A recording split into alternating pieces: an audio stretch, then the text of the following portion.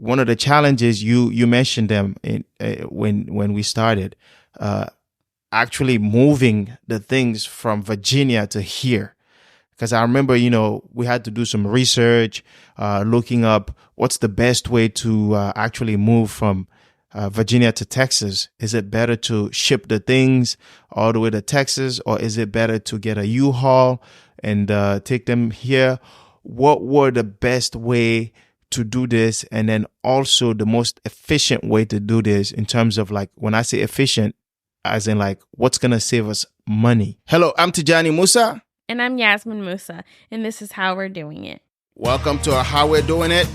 Here we share stories about our journey and experiences of being first-generation college graduates, our family, buying our first home, moving across the country, and living a debt-free lifestyle. We do so in an authentic, fun, and educational way to help other first-generation immigrants with similar paths. So, what's the topic for today? Today's topic is on the challenges of moving cross-country. All right. And let me tell you, it is stressful, but once you physically have made it there, the other things you can figure them out. I think you say that because moving is stressful and isn't like in general, right? That is true. And then you're moving cross-country, which is added stress. And then not only that, but I think our situation was very unique too, because we were moving cross country and buying a home. Right. And like we literally closed on our home the day before you were supposed to move with our stuff. Right. And in addition to that, we're also a very young family at the time. We were very new into this parenting world. I mean, we still are. There's no way that in 1 year, all of a sudden, we're better and we're seasoned parents. So right, cut that stuff out. But okay, no. But I mean, it was a stress of we have a baby to move who can't make the drive because it would be, absolute torture for her. She was only one at the time. Right. And then not only that, we have cats. And we need to find a way to get the cats here. Right. And then all of our stuff here, because we got rid of a lot of stuff in Virginia, but we still, wanted to bring some of the basic stuff that we had already purchased and, bring with us. So we didn't have to completely start from scratch. So there was all that stress because of that. Right. And in addition to that, let's go into maybe highlight the different challenges so that people understand when we talk about them. What do you have first? I think one of the biggest challenges that came out of our experience is that the job that I found just did not work out for me. Right. I was in a place where I just wasn't happy. And I felt like those people that were supposed to be supporting me, guiding me, even like supervising me, just were not a good fit. Were not leading me.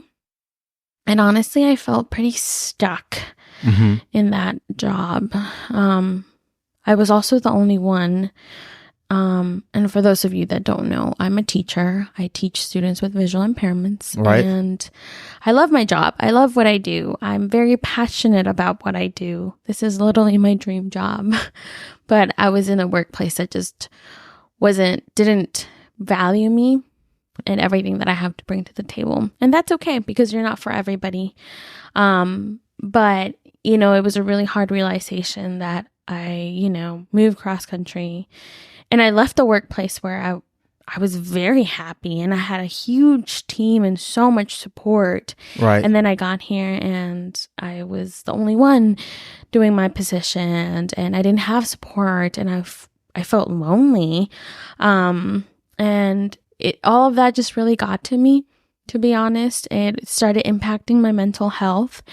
And once that came about, I had to make the decision to find something else that, would be a better fit for me. Yep. So that's absolutely true. I experienced it. I saw it myself.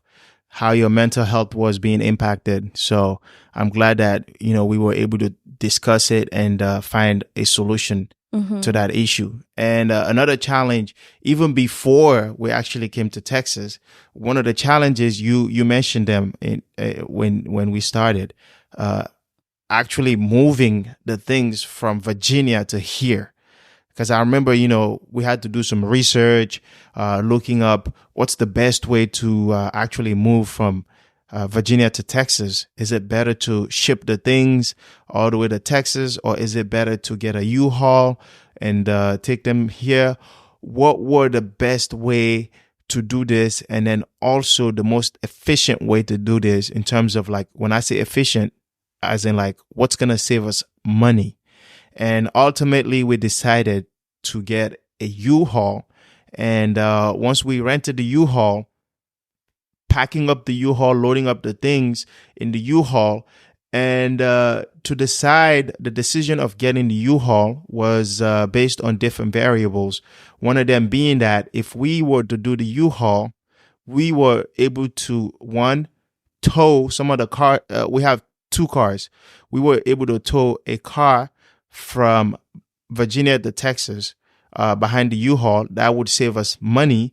And then number 2 is, if we do the U-Haul, we were able to also transport our cat from Virginia to Texas.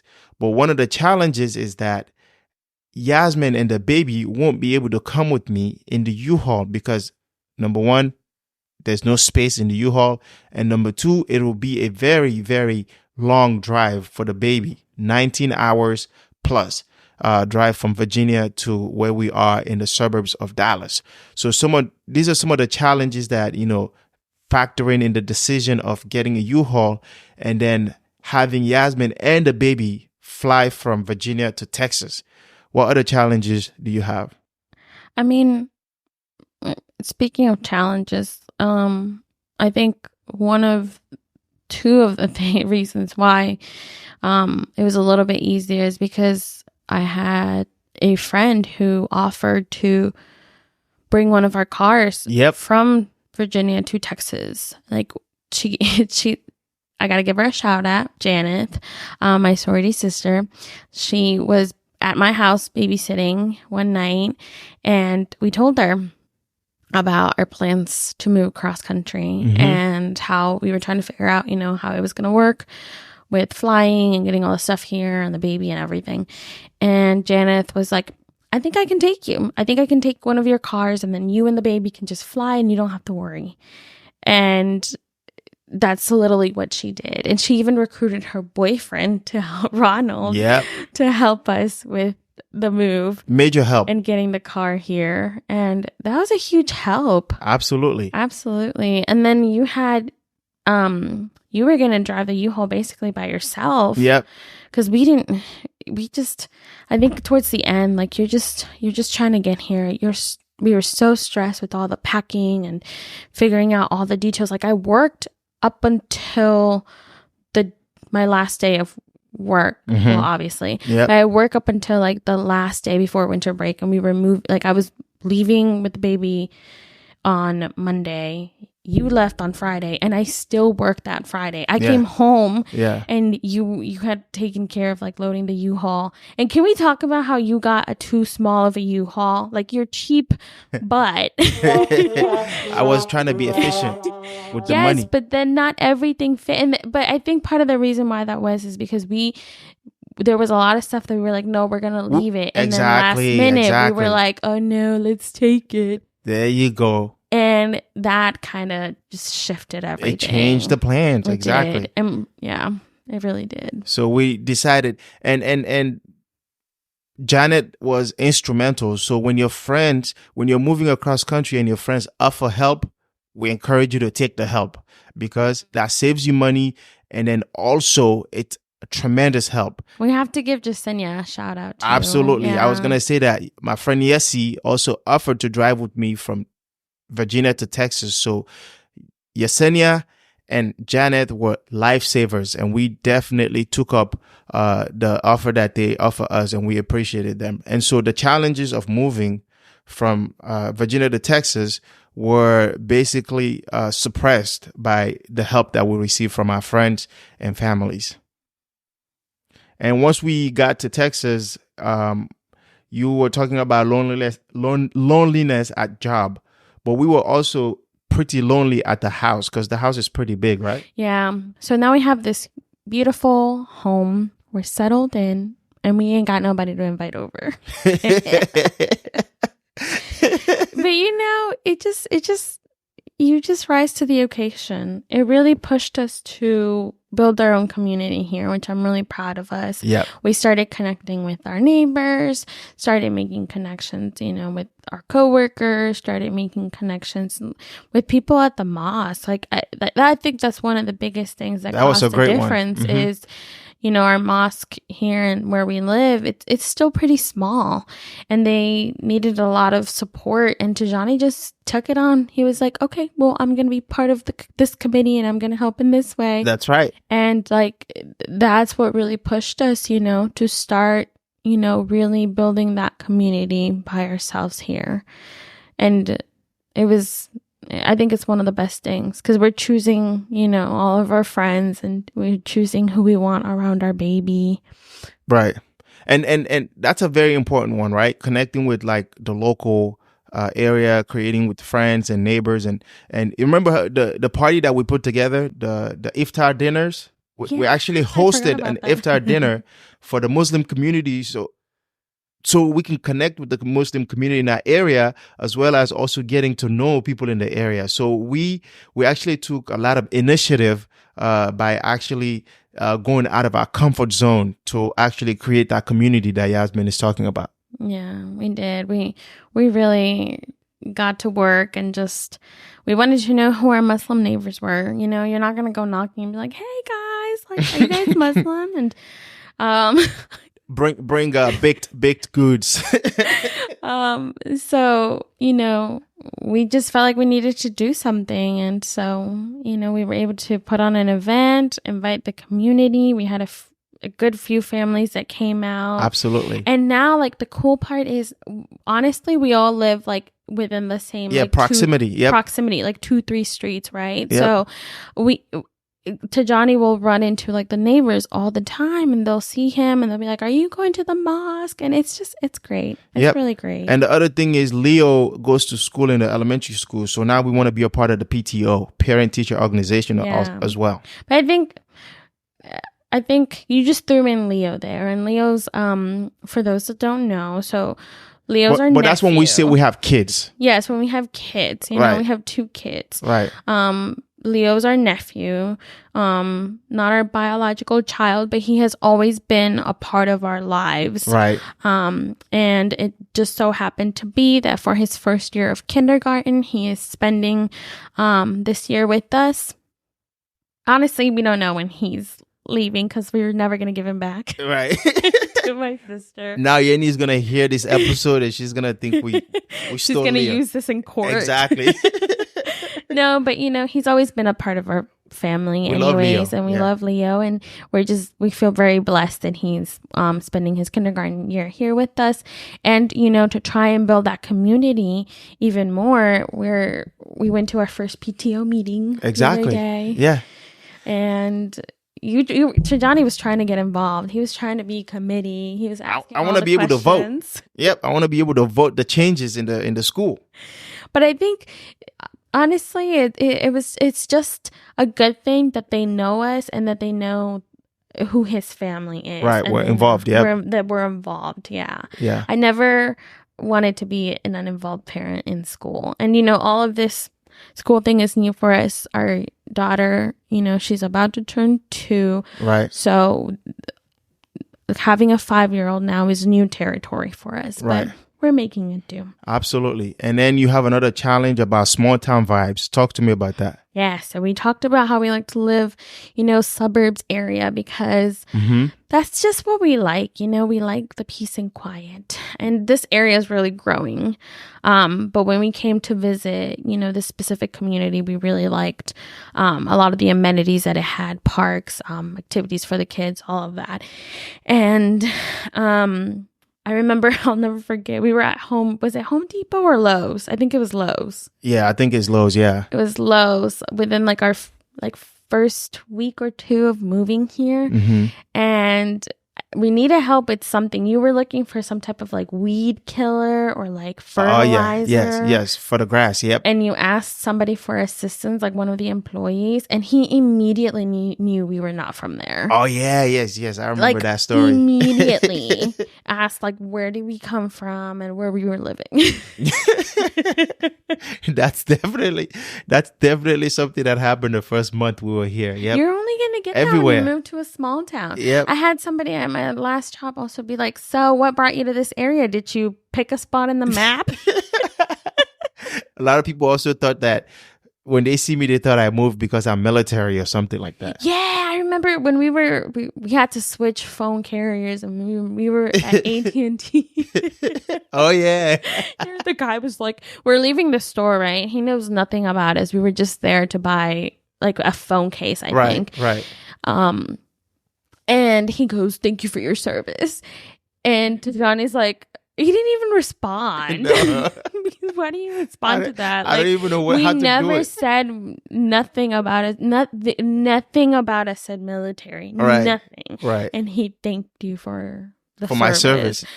But I came and told Yenny, who is in the military, your sister, and it made up for it. Yep, exactly. So I thanked her. Oh, okay. I have another challenge that we need to talk about. What you got? The daycare fiasco. Oh, yeah. Oh, my God. Talk to me about that. I mean, when we first found a daycare, we were happy, right? Like, we were like, okay, this is going to work. I was really impressed by the curriculum that they were going to be doing and all the things. Right. But then, honestly, things just kind of went downhill. I think within, the first 2 weeks, our daughter came home bitten. Yep. And then they called me immediately, though. They called me. They apologized. They explained what had happened. I had to sign like an incident report. No biggie.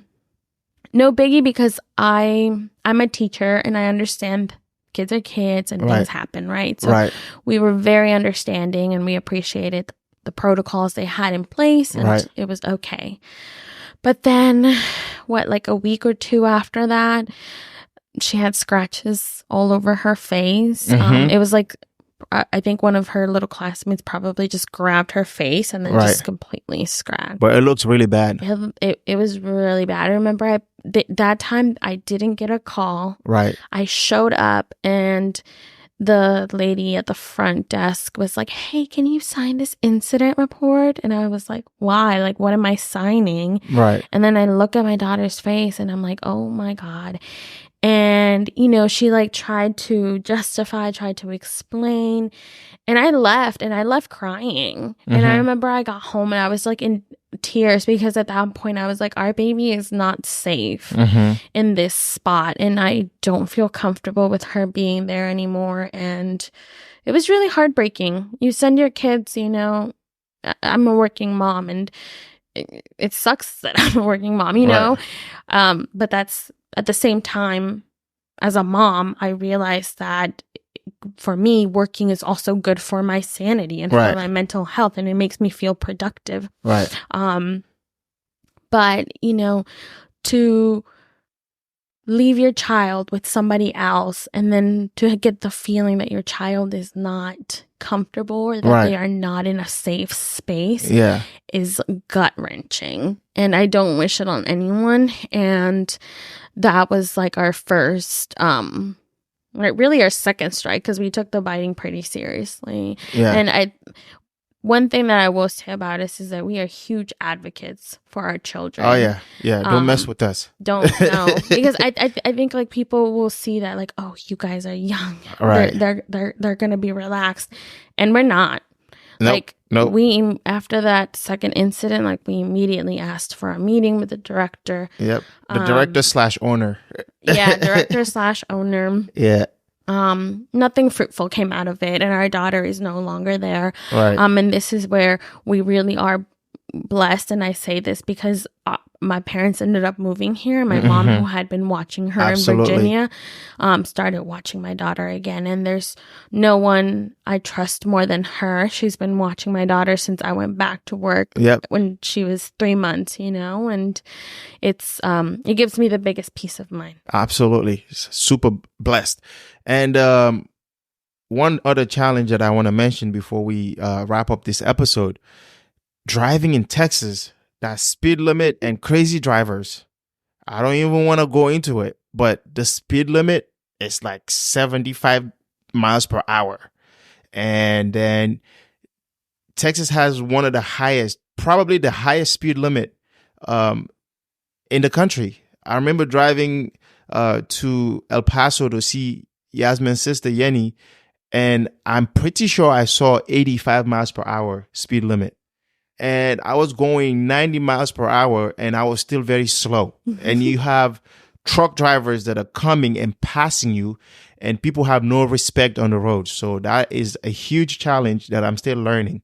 But now I can say that, I'm a pretty good 80 miles per hour driver and 75 miles per hour driver. You're adapting. Yeah. Adapting to the change. I was talking to a fellow transplant the other day, because that's what they call us. When you move to a different state, you're a transplant. Right. So I was talking to a fellow transplant the other day, my sorority sister, and I was telling her, I was like, Texas drivers are fast. And she was like, they are. Honestly, if you're on the left lane, you're in danger. You need to get out unless you're going like 10 above the speed limit. You're good in the middle lane if you're going 5 or 10 miles over, just about. So really your left lane is like 15 type of stuff, right. 20 or more. Your middle lane is if you're going 5 or 10 over the speed limit, and your right lane is if you're going the speed limit. Oh, wow. I know. The things they don't teach you. I was really grateful. It never came up in the research. never came up in the research. But I know just from experience, I'm like, I don't go on the left lane. That lane is not for me. Right. And the left lane, most people use it to just pass. That is how you're supposed to use it. Yeah, they pass you. Most people don't drive on the left lane here. Yep. Well, that was great. And we were talking about challenges that you face when you move from one state to the next. For us, we moved from the state of Virginia to Texas, and we hope that you enjoyed listening to the challenges and how we were able to come up with ways to circumvent the challenges. And if you like what you heard and you got value from this podcast, please share the podcast and make a comment and give us some feedback. Thank you for listening to another episode of How We're Doing It.